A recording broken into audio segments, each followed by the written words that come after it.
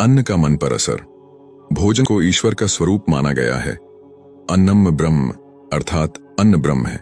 प्राचीन लोकोक्ति है, जैसा खाए अन्न वैसा होए मन। हमारे अन्न का सीधा और सबसे ज्यादा प्रभाव हमारे शारीरिक स्वास्थ्य पर ही नहीं, मन और स्वभाव पर भी पड़ता है। इसलिए हम क्या भोजन कर रहे हैं, कब कर रहे हैं और कैसे कर रहे हैं, और जिस धन से भोजन खरीदा वह कैसे कमाया गया है, इन सब का भी बहुत गहरा प्रभाव पड़ता है। ये तो हम सब जानते हैं कि अन्न का मन पर क्या असर होता है। इस उदाहरण से हम समझ सकते हैं। 3 महीने का प्रयोग करके देखें कि सात्विक अन्न खाने से अपने आप मन में बदलाव होने लगेगा, क्योंकि जैसा अन्न वैसा मन। सात्विक अन्न सिर्फ शाकाहारी भोजन नहीं, बल्कि परमात्मा की याद में बनाया गया भोजन है। गुस्से से अगर खाना बनाया गया है, उसे सात्विक अन्न नहीं कहेंगे। इसलिए महिलाएं कभी भी नाराज परेशान स्थिति में खाना ना बनाएं। किसी को डांट दो, गुस्सा कर दो और बोलो जाके खाना बनाओ। खाना तो हाथ बना रहा है, मन क्या कर रहा है? अंदर मन तो लगातार चिंता कर रहा है। तो वो सारे वाइब्रेशन खाने के अंदर जा रहे हैं।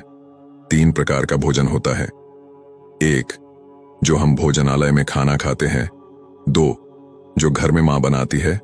और तीसरा, जो हम मंदिर और गुरुद्वारे में खाते हैं। तीनों के वाइब्रेशन अलग अलग होती है। पहला, जो रेस्टोरेंट में खाना बनाते हैं उनके वाइब्रेशन कैसे होते हैं? आप खाओ और हम कमाएं। जो ज्यादा बाहर खाता है उसकी वृत्ति धन कमाने के अलावा कुछ और सोच नहीं सकती है, क्योंकि वो खाना ही वही खा रहा है। दूसरा, घर में जो मां खाना बनाती है वो बड़े प्यार से खाना बनाती है। घर में आजकल जो धन ज्यादा आ गया है, इसलिए घर में नौकर रख लिए हैं खाना बनाने के लिए, और वो जो खाना बना रहे हैं इसी सोच से कि आप खाओ हम कमाएं। एक बच्चा अपनी मां को बोले कि 1 रोटी और खानी है तो मां का चेहरा ही खिल जाता है।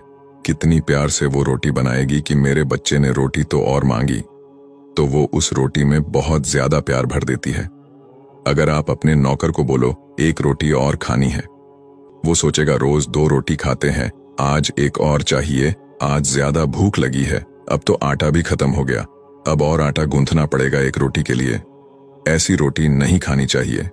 तीसरा, जो मंदिर और गुरुद्वारे में खाना बनता है, प्रसाद बनता है, वो किस भावना से बनता है कि वो परमात्मा को याद करके खाना बनाया जाता है।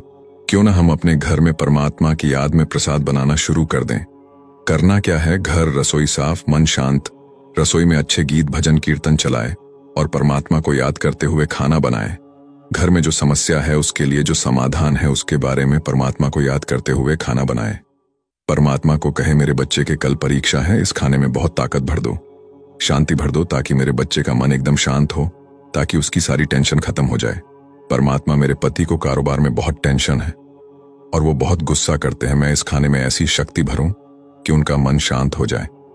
यही कारण है कि जैसा अन्न वैसा मन। जादू है खाने में। इसलिए कहा जाता है कि किसी को अपना बनाना है तो उसे खाना खिलाना शुरू कर दो, फिर वो आपका हो जाएगा, क्योंकि उसका मन आपके मन से जुड़ जाएगा।